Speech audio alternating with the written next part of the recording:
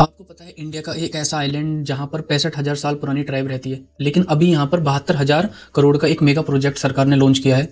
और अभी बहुत सारे क्रिटिक्स का ये बोलना है कि ये डेवलपमेंट है या रिस्ट्रक्शन है।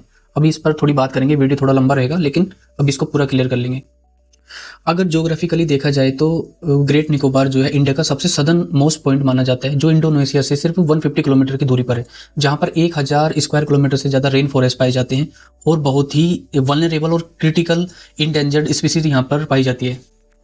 पर असली कहानी है यहाँ के लोगों की। शोम्पेन ट्राइब अप्रोक्स 65,000 साल से आइसोलेटेड रहने वाले लोग, निकोबारीज कम्युनिटी, इंडिजीनियस पीपल। ये लोग बाहर की दुनिया से ऑलमोस्ट कटे हुए हैं। उनकी अपनी लैंग्वेज है, अपना कल्चर है और अपना ही लाइफ स्टाइल फॉलो करते हैं। इंडिया में सिर्फ 200 से 300 लोग ही ऑफिशियली शोम्पेन ट्राइब के रजिस्टर्ड हैं। ये एक क्रिटिकल वल्नरेबल ट्राइब है।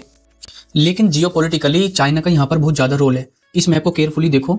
मलक्का स्टेट, दुनिया का 25% ट्रेड यहाँ से होकर गुजरता है। ग्रेट निकोबार इसके बिल्कुल पास में है। चाइना का sting of pulse Indian ocean में पोर्ट बनाना है, जैसे पाकिस्तान में ग्वादर पोर्ट बनाया, श्रीलंका में हम्बनटोटा पोर्ट बनाया।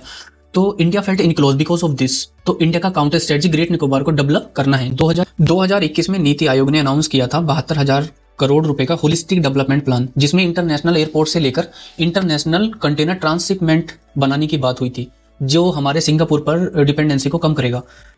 पर यहाँ शुरू होती है एनवायरनमेंट की असली लड़ाई। 130 स्क्वायर किलोमीटर फॉरेस्ट को कट करना पड़ेगा और सारी इन्वायरमेंटल स्पीसीज खतरे में आ सकती है। इतना बड़ा प्रोजेक्ट चल रहा है और हम लोगों को लगता है कि सुप्रीम कोर्ट ने कुछ तो रोल निभाया होगा। हाँ, 2023 में सुप्रीम कोर्ट ने गवर्नमेंट को नोटिस दिया था और क्वेश्चन भी पूछे थे कि इन्वायरमेंट क्लियरेंस प्रॉपर हुई है कि नहीं हुई है, ट्राइबल्स राइट को फॉलो किया गया है या नहीं किया गया है। जनवरी 2024 में सुप्रीम कोर्ट का फिर से वर्डिक्ट आया। सुप्रीम कोर्ट ने कहा कि प्रोजेक्ट को रोक नहीं सकते, लेकिन इसकी स्ट्रिक्ट मॉनिटरिंग हो सकती है। लेकिन वहां की ट्राइब कहती है कि हमारी एग्जिस्टेंस खतरे में आ जाएगी। वैसे फॉरेस्ट राइट एक्ट 2006 के अनुसार ट्राइबल कंसेंट लेना मैंडेटरी है, पर रियलिटी में ये प्रॉपर कंसेंट लिया गया या नहीं, ये डिबेट में है। यहाँ पर लोकल निकोबारीज भी डिवाइडेड हैं। कुछ लोग डेवलपमेंट चाहते हैं, लेकिन कुछ लोग ट्रेडिशंस को बचाना चाहते हैं। लेकिन गवर्नमेंट का आर्गुमेंट क्लियर है, सरकार स्ट्रेटेजिकली चाइना को काउंटर करना चाहती है। द गवर्नमेंट सेड कि इकोनॉमिक बेनिफिट भी होगा, लगभग 3.5 लाख जॉब डायरेक्टली जनरेट किए जा सकते हैं।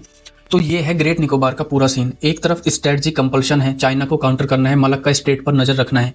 दूसरी तरफ है इन्वायरमेंट कॉस्ट, बायोडाइवर्सिटी का लॉस हो सकता है जो इरिवर्सिबल हो सकता है। तीसरी तरफ है ट्राइबल कम्युनिटी के राइट्स की, एंशियंट कम्युनिटी का एग्जिस्टेंस स्टेक पर हो सकता है। But the government is fully committed to this project. लेकिन अभी बहुत सारी डेवलपमेंट होना बाकी है। रियल क्वेश्चन ये है, क्या हम बिना डिस्ट्रक्शन के डेवलपमेंट कर सकते हैं? क्या should India go ahead with this project, या इन्वायरमेंट और ट्राइब्स को प्रायोरिटी देनी चाहिए? आप इस बारे में क्या सोचते हैं, कमेंट में बताओ।